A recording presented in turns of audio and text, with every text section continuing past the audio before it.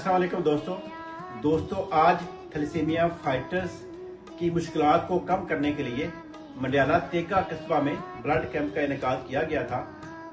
आज वहां मंडियाला तेगा के बेटों ने जिस तरह थैलेसीमिया फाइटर्स की जिंदगी आसान करने के लिए ब्लड डोनेट किया है, ये काबिल दीद था।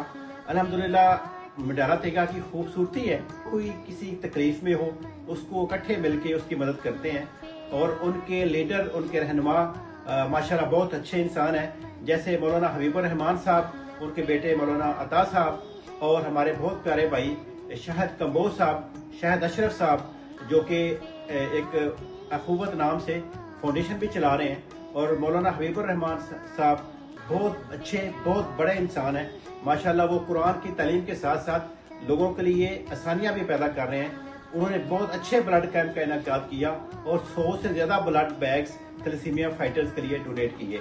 चूंकि इस हबस ज्यादा मौसम में ब्लड की कमी भी थी और थैलेसीमिया के पेशेंट बच्चे मुश्किलात का शिकार थे।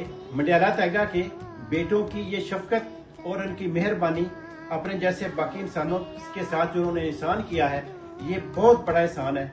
ये इंसानियत पे बहुत बड़ा एहसान है। हम इन सब दोस्तों के मशकूर हैं कि इन्होंने इतने शार्ट नोटिस पे 100 से ज्यादा ब्लड बैग डोनेट किए और तकरीबन 8 माह में ये उनका दूसरा ब्लड कैंप था।